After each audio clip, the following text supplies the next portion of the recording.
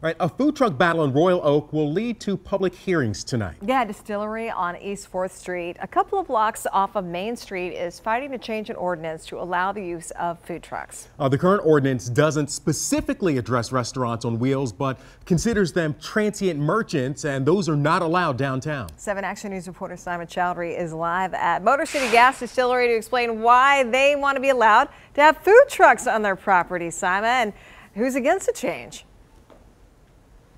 Yeah, that's right, you guys. We're inside the distillery's tasting room, and they make their whiskey right here on the spot. But the one thing they're missing is a kitchen. So when the owner thought it'd be a cool idea to bring in food trucks, he had no idea the controversy it was going to cause. We do the full process all the way from grain to glass. Every inch of Motor City Gas Distillery is used to make whiskey and host tastings. Even though they allow customers to BYOF, bring your own food, many don't. Owner Rich Lockwood thought it would be cool to have some food trucks in his back lot to offer eats with those cocktails. Pop-up style events than just regular food. Turns out he can't because of an ordinance that bans food trucks. Now he's trying to change that to allow distilleries and breweries without kitchens to rent food trucks that sit on private property. The issue was addressed at a city commission meeting last month. Are we providing something that's going to enhance the community? Are we providing something that's not going to cause any public health issues or public safety issues? The city's Restaurant Association and Chamber of Commerce are against amending the ordinance. They say it will negatively affect restaurants who are already hurting.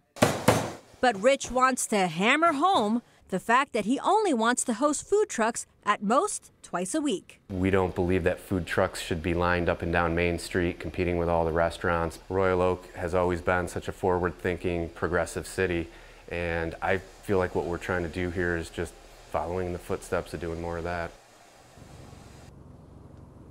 And we did reach out to the Royal Oak Restaurant Association and the Chamber of Commerce for a comment last week. We haven't heard back just yet, but reportedly the issues they have is that they're saying that food trucks take away from the brick and mortar restaurants in Royal Oak that pay their taxes, pay their rent. So we were trying to get their side of the story, but they had not called us back. Now, the public hearing is when folks can go out there and give their opinions. That's tonight at City Hall at 7:30. Now, you guys, just want to give you an idea here. This is Mean Weenie. This may be one of the food trucks that could be part of this. And coming up at 7 and 8, we're going to explain how the food trucks that they're planning to hire here will incorporate the actual whiskey into their food to make it definitely kind of a special event.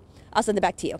Thank you very much, Sima. And we want to hear from you, our 7 Action News viewers. Do you think food trucks should be allowed in downtown Royal Oak? You can weigh in right now at WXYZ.com/vote, and we'll reveal the results coming up in our 8 o'clock hour over on TV 20 Detroit. From a consumer side, you just always would think that the more options, the better. Yeah, absolutely. From a consumer side. You can understand the brick and mortar side. They're like, hey, we have to pay taxes. These guys roll up and they don't have to pay taxes, but they can compete with us. Right. The debate rages on. So Let us know what you think. Sit outside my house anytime. That looked really good. No, it's like I got a driveway. Tacos for breakfast. Oh, man.